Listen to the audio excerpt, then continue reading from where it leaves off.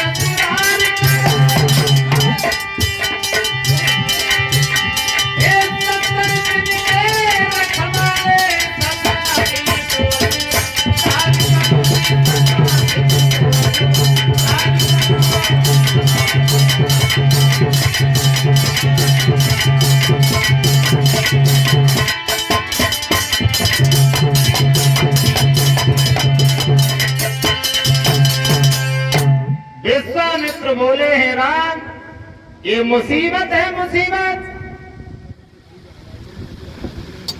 कौन है? बोले ये जम्मासुर की पत्नी है ताड़िका।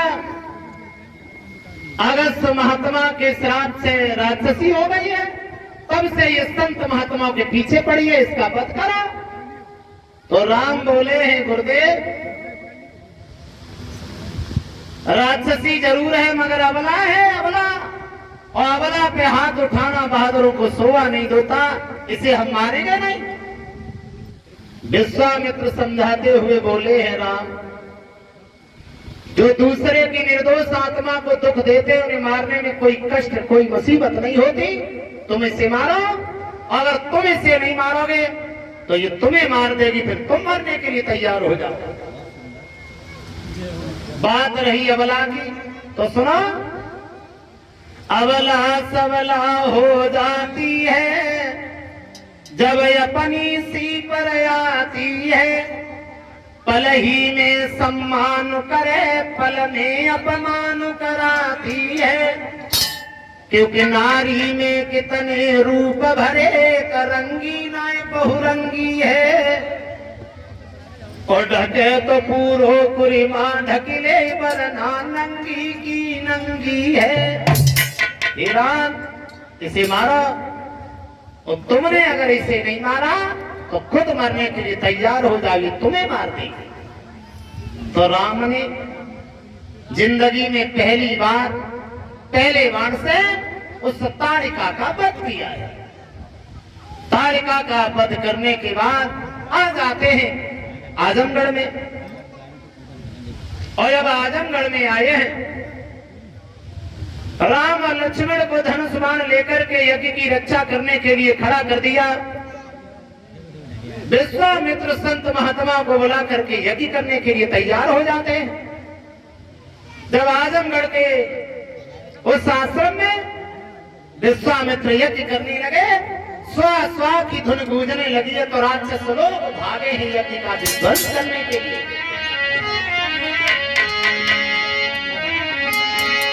तो वो स्वाह स्वाह की धुन सुन के अब मेरा चंद्र सलील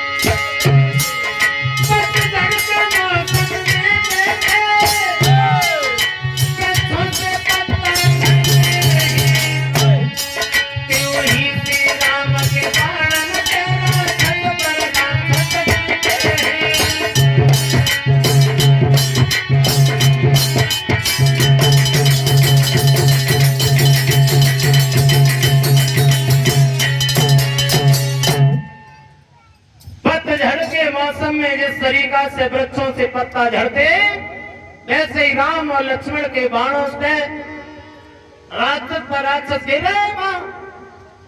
रावण का मामा मारीच भी गया। देखा ये तो बड़े बहादुर बच्चे, भाग चलो अन्यथा बचोगे नहीं। रावण का मामा मारीच भागने लगा तो राम ने एक ऐसा बाण छोड़ा जो आजमगढ़ से 100 योजन दूर जाके गिरा, 400 कोस दूर गिरा, उठा, हाथ पैर झाड़ के भाग गया। एक ही संपन्न होता है। राम और लक्ष्मण विश्वामित्र के आश्रम पर आजमगढ़ में रहने लगते हैं। जब राम और लक्ष्मण विश्वामित्र के आश्रम पे रहने लगते हैं, इधर दोनों भाई बने रहे। अब आओ इधर देख लेते हैं जनक के घर। जनक के घर में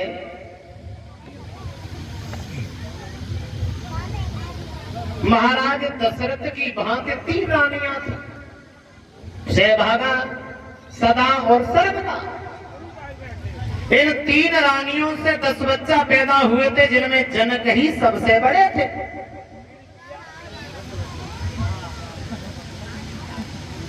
इन जनक के घर में एक बेटी थी जिनका नाम था सीता।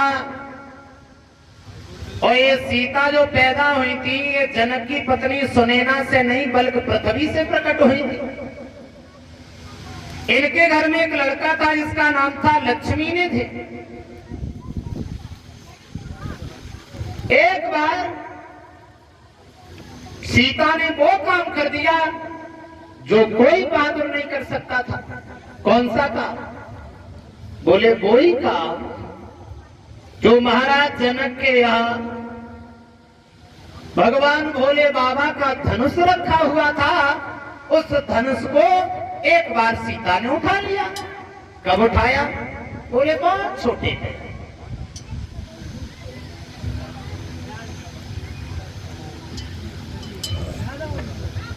ये धनुष काहे का बना हुआ था? बोले ये धनुष जो बना हुआ था ये किसी धातु का नहीं बना हुआ था। ये महात्मा दधीच की रीढ़ की हड्डियों का बना हुआ धनुष था।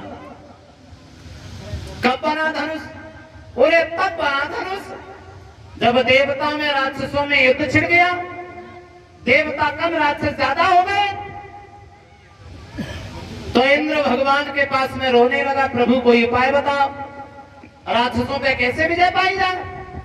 तो भगवान ने जवाब दिया है, हे इंद्र महाराज, अगर तुम्हें दधीच महात्मा की रीढ़ की हड्डियां अगर मांगने से मिल जाए तो तुम उन राक्षसों पे विजय पा सकते हो। तो इंद्र ने राजा से महात्मा भिखारी बनकर के महात्मा दधीच के पास में पहुंच गया। लेकिन महात्मा बने हुए उस इंद्र को दधीच ने पहचान लिया। बोले आओ इंद्र महाराज आओ, भिखारियों से भीख लेने के लिए भिखारी का रूप धारण करके आए हो, आओ कुछ चाहिए क्या? बोले हाँ महाराज, हमें तुम्हारी हड्डियां चाहिए, आप अपनी हड्डियां हमें दे दो। दधीच हंसने लगे, कहने लगे भैया जब तक हम मरेंगे नहीं तब तक हड्डियां मिलेंगी नहीं, और प्राण सबको प्यारे, मरना तो कोई चाहता ही नहीं है। बोले कुछ भी करो प्रभु, हमें हड्डियां चाहिए। बोले कोई बात नहीं, अगर तुम आए हो लेने के लिए तो हम तुम्हें निराश नहीं भेजेंगे, हड्डियां हम तुम्हें देंगे। दधीच महात्मा ने जवाब दिया है, हम समाधि लगा करके बैठ रहे हैं, तुम कामधेनु को बुला करके हमारे खाल और मांस को चटवा लेना, जब हड्डियां रह जाएं तो उन्हें तुम अपने काम में लगा लेना। यो कई की ऋषि राज ने ली समाधि तत्काल, सोई जय जय कही की ते बगड़ विभागे अस्त निकाल। उन्हीं हड्डियन से बने फिर विविधि भांति हथियार, जिनके ही द्वारा हुआ राक्षस का संहार। दधीच महात्मा की रीढ़ की हड्डियों से तरह तरह के औजार बनाए गए, जिनमें 2 धनुष बनाए गए। एक धनुष भगवान नारायण को दिया गया और एक धनुष भगवान भोले बाबा को दिया गया। वज्र बनाया गया था वो इंद्र को मिला, तो वही भगवान भोले बाबा का धनुष जनक के यहाँ 19 पीढ़ी पहले से एक धरोहर के रूप में रखा हुआ था। मगर सीता ने एक बार उसी धनुष को उठा लिया। कब उठाया? बोले जब सीता ने धनुष उठाया था तब सीता की उम्र थी 5 साल 5 महीना 7 दिन की, तब उठाया था।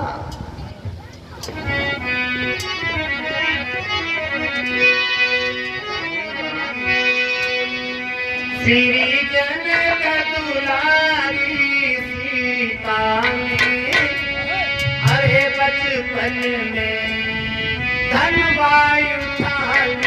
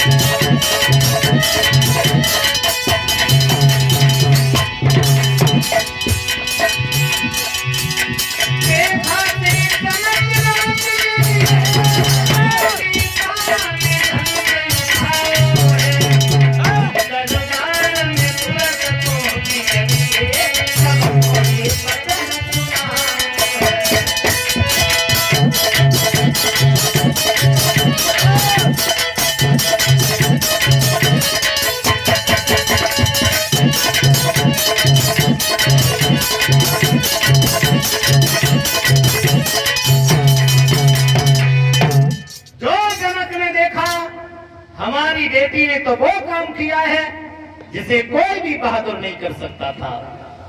दरबार में पहुंचे, दरबार में जाकर के जनक ने ये फैसला किया है,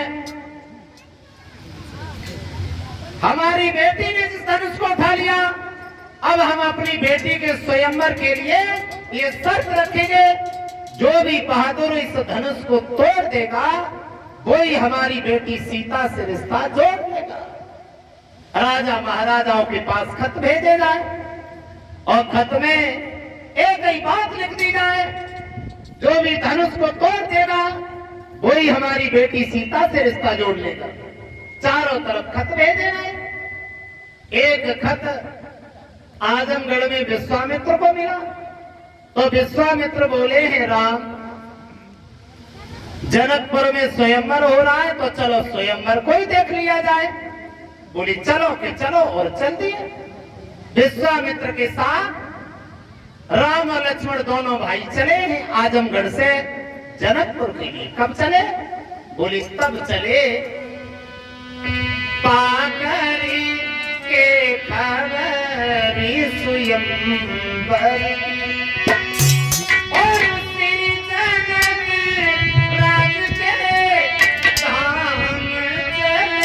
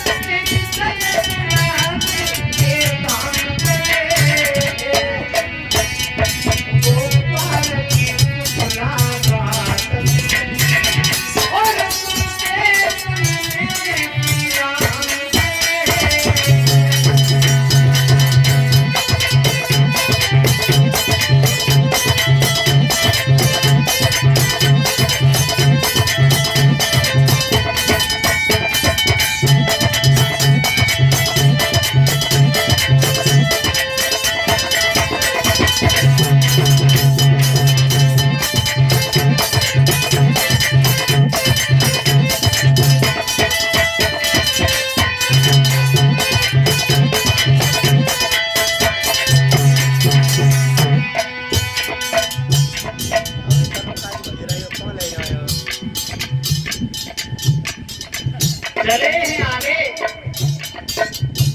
जब रास्तों में जा रहे हैं भगवान श्री राम विश्वामित्र के साथ तो कुछ देखा। क्या देखा?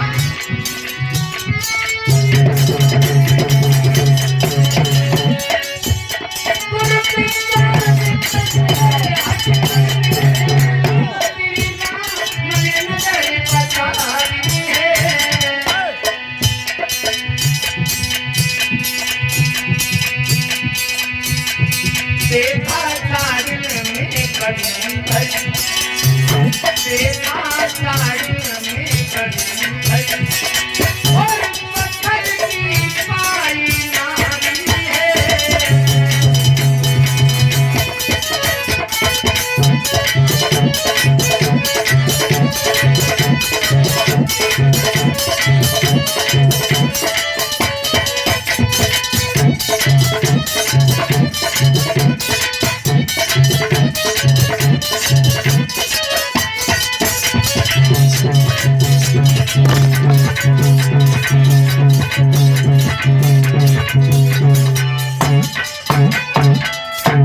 थोड़े से आगे बढ़ के चले तो जंगल में भगवान श्री राम ने देखा एक बहुत सुंदर स्त्री, वो भी पत्थर की शिला पड़ी हुई है। तो राम ने गुरु विश्वामित्र से सवाल कर दिया, गुरुदेव ये पत्थर की स्त्री पड़ी है, ये क्या हम देख रहे हैं, ये कौन है? तो विश्वामित्र बोले हैं राम